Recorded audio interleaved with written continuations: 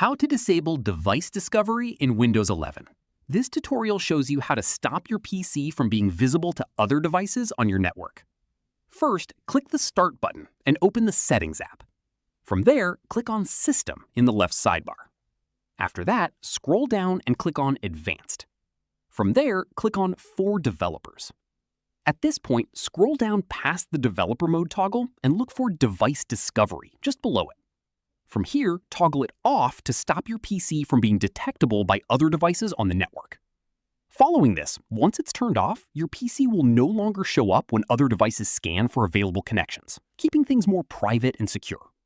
Finally, keep in mind that turning off device discovery doesn't affect your internet connection or any other network features. It simply hides your PC from being discovered by other devices on the same network. That's how you disable device discovery in Windows 11. If this helped, give it a like, subscribe for more tutorials, and ring the bell so you catch the next one. See you then!